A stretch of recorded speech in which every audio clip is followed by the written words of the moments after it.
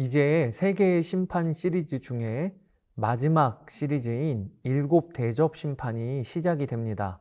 이 일곱 대접 심판은 마지막 심판입니다. 그래서 심판의 최종적인 측면이 강하게 부각이 됩니다. 또 이전의 심판 시리즈보다 강도도 훨씬 세집니다. 세계의 심판이 이어질수록 점점 더 강도가 세지는 것을 통해서 성경은 세상에 임하는 심판의 점진적인 특성을 강조하고 있는 것입니다. 즉, 마지막 때가 다가올수록 심판의 강도나 가속도가 더 붙는 걸 의미하는 거죠. 일곱 대접 심판은 15, 16장에 걸쳐 기술되고 있는데 15장은 대접 심판의 서론과 같은 역할을 합니다. 이제 내용을 살펴보시겠습니다. 요한은 하늘에서 크고 놀라운 또 다른 표징을 봅니다. 그것은 일곱 천사가 일곱 재난을 가지고 있는 것입니다. 그런데 요한은 이 일곱 재난을 곧바로 기술하지 않아요.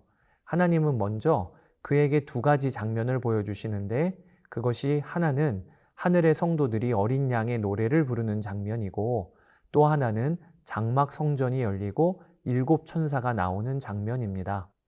여러분, 왜 대접 심판 이전에 먼저는 이 환상들을 보여주시는 것일까요? 그것은 다시 한번 심판의 출발점이 어디인지를 우리에게 분명히 알려주시려 함입니다. 심판의 출발점, 주체는 바로 하나님이시다. 세상의 권력자가 역사를 이끌어가는 것이 아니다라는 것이지요. 요한계시록 4장에서 요한이 처음 하늘 보좌를 보았을 때 그는 보좌 앞에 있는 유리바다를 보았습니다. 그 유리바다가 오늘 요한의 눈앞에 또 펼쳐집니다. 그런데 이번에 유리바다는 그 위에 짐승과 그 짐승 우상과 그 이름을 상징하는 숫자를 이긴 사람이 하나님의 검은고를 들고 노래를 부르고 있습니다. 그 노래는 하나님의 종 모세의 노래와 어린 양의 노래입니다. 이 장면은 출애굽기 15장에서 모세와 이스라엘 백성들이 하나님을 찬양하는 모습과 연결되어집니다. 이스라엘 백성들은 홍해 바닷길을 건넜지요. 그들은 하나님께서 밤새 말리신 마른 땅 위를 걸어간 후에 건너편 바닷가 위에서 자신들을 구원하신 하나님을 찬양했습니다. 마찬가지로 오늘 본문에 구원받은 성도들도 구원의 살 길을 통과한 사람들입니다. 여기서 한 가지 우리가 주목할 것이 있습니다. 유리바다와 함께 또 불이 섞인 유리바다와 같은 것을 보았다는 기록입니다. 나는 또 불이 섞인 유리바다와 같은 것을 보았습니다. 그 유리바다 위에는 짐승과 그 짐승 우상과 그 이름을 상징하는 숫자를 이긴 사람이. 왜 바다를 보는데 두 가지 모습이 보일까요?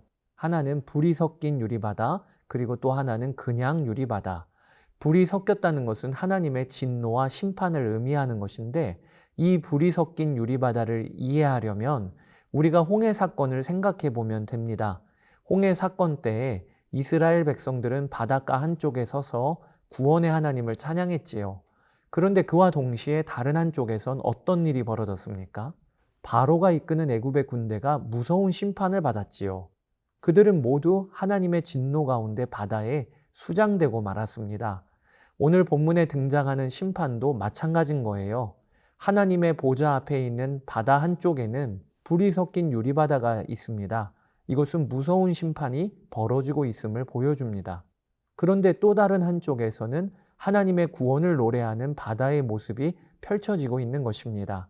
이를 통해 우리는 하나님의 무서운 심판과 하나님의 은혜의 구원은 함께 간다는 것을 알 수 있습니다.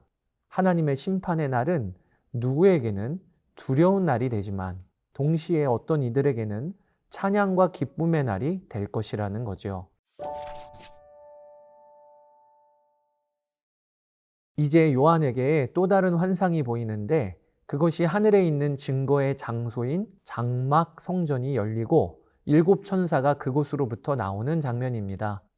여기 하늘에 있는 증거의 장소인 장막 성전은 이스라엘 백성이 광야 생활할 때 법궤가 있었던 성막, 텐트로 지어진 이동용 성전이죠.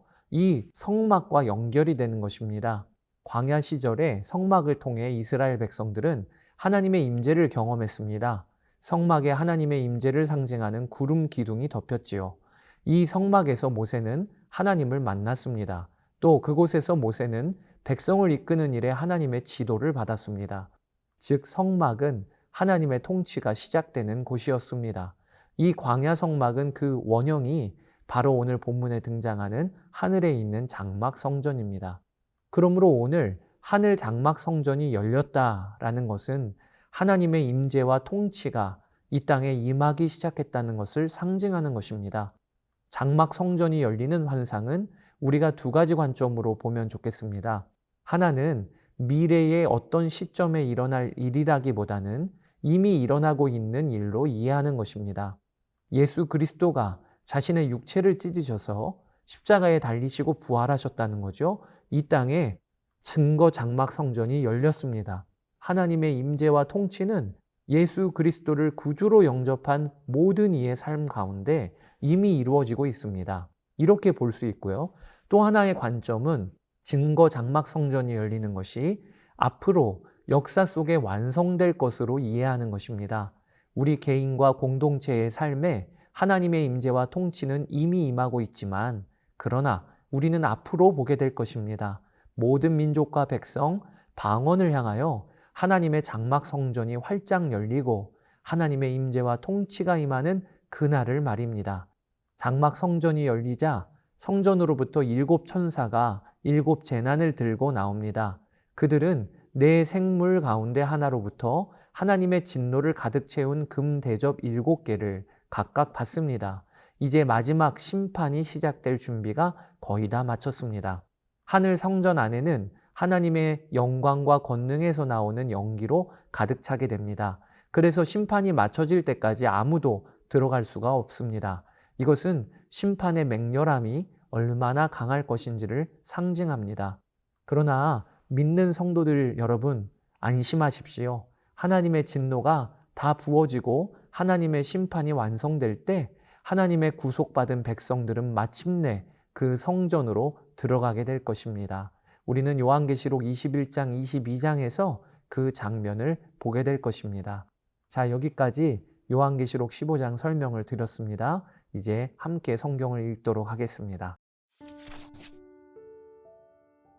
제15장.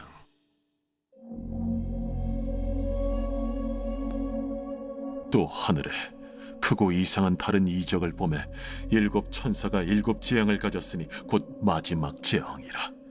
하나님의 진노가 이것으로 마치리로다.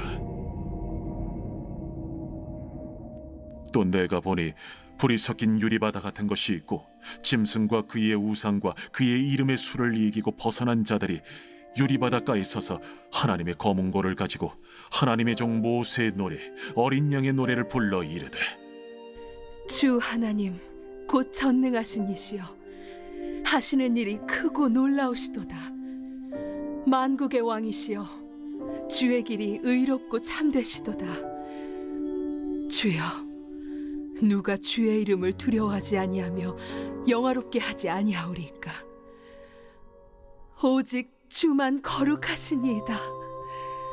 주의 의로우신 일이 나타났음에 만국이 와서 주께 경배하리이다.